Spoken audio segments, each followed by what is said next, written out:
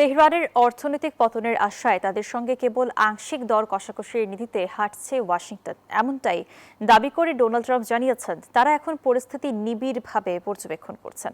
তবে নিজেদের সব দাবি আদায় না হওয়া পর্যন্ত হরমুজ প্রণালীর নিয়ন্ত্রণ শক্ত হাতে ধরে রাখার কঠোর হুঁশিয়ারি দিয়েছে ইরান।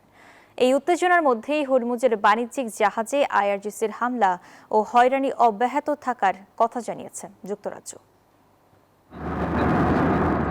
হরমুজ প্রণালীর নীল জলে এখন পরাশক্তিদের মর্যাদার লড়াই, যেখানে তেহরানের উপর কেবল অর্থনৈতিক চাপের তাস খেলছে হোয়াইট হাউস।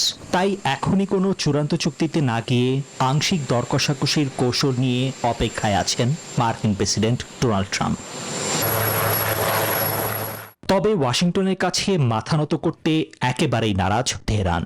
পররাষ্ট্রমন্ত্রী আব্বাস আরাকচির সাফ কথা, সরাসরি কোনো আলোচনা নয়, বরং নৌ অবরোধ প্রত্যাহার সহ সব দাবি না মানা পর্যন্ত হরমুজ প্রণালীর নিয়ন্ত্রণ নিজেদের হাতেই রাখবে তারা।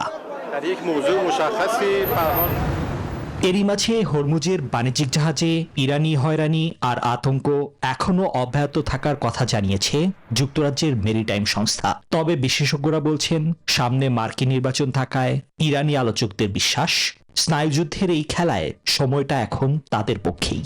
চুক্তির কাছাকাছি সময়ে এমন উত্তেজনা তৈরি বা কঠোর দাবি তোলা মোটেও অস্বাভাবিক নয়। ট্রাম্প বোঝাতে চাইছেন সময় তার পক্ষে আছে, তবে রাজনৈতিক সমীকরণে ট্রাম্পের চেয়ে বরং ইরানের হাতেই সময় বেশি। পাল্টাপাল্টি এমন অনড় অবস্থান আর রাজনৈতিক হিসাব নিকাশের মারপ্যাচে হরমুজ প্রণালীর জলপথ কবে শান্ত হবে তা এখন কেবলই সময়ের অপেক্ষা।